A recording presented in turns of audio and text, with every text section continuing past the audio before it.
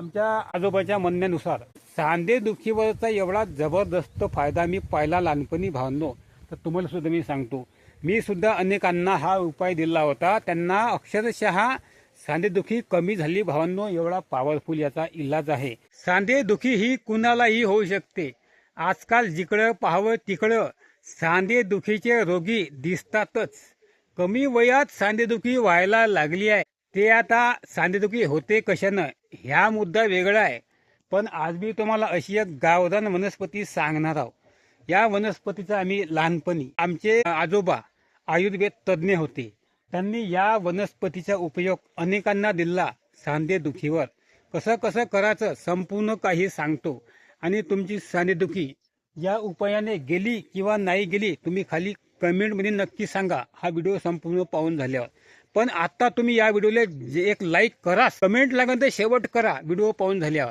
वाटल्यास आताच कमेंट करून टाका. मग तुम्हाला कमेंट करायला वेळ भेटत नाही, कारण तर दुसरा व्हिडिओ चालू होऊन जाते. मग तर आता हे बघा, तुम्हाला सांगतो आता मी. हे वनस्पती शेताच्या बांधावर कुठेही सहज मिळून जाते. आधी तुम्हाला याचं नाव सांगतो. याले म्हणते मेढशिंग. हे बघा, चांगल्या प्रकारे पाहून घ्या. याची ही ओळख आहे मेढशिंग. हे बघा, याचे मोठ्याल्या शेंगा राहते. याच्या हातात 2-2 हात लांब शेंगा राहते. ही या वनस्पतीची ओळख, नाव मेढशिंग. तुमच्या भागात काय म्हणते कमेंट करून सांगा तसे, म्हणजे इतरांना पण ही वनस्पती ओळखता आली पाहिजे. कारण तर अनेकांना सांधेदुखी असते. समजलं पाहिजे नक्की ही वनस्पती कोणती हो. त्याच्या शिवारामध्ये ही वनस्पती राहायची आणि त्याला हे माहीतच नाही राहतं याचा फायदा आहे किंवा नाही आहे.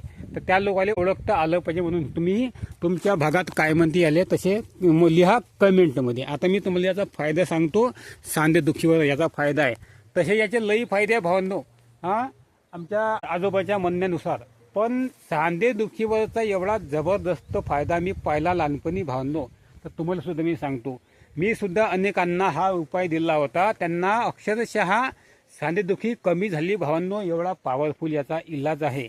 मी काही तुम्हाला गॅरंटी देऊन सांगत नाही फायदा होईलच म्हणून, कारण तर काही लोकांना याचा फायदा होते, काही लोकांना होऊ शकत नाही. कसं आहे भावांनो, जेवढ्या व्यक्ती तेवढ्या प्रकृती असते. आणि वाताचे सुद्धा अनेक प्रकार असतात. मग हा उपाय त्याला चालला म्हणून हा उपाय मला चालेलच असं नसते. त्याला वेगळा उपाय द्यावा लागतो त्याच्या वाताच्या प्रकारानुसार. म्हणून हे गोष्ट लक्षात घेणे महत्वाचे आहे. आता याचा उपयोग कसा करायचा हे सांगणं महत्वाचं आहे भावांनो. हे जे मेडसिंगाचे पानं आहे ना, हे पानं एवढे कडू आहे भावांनो. खाले तुम्ही सहज कसेच खाऊ शकत नाही.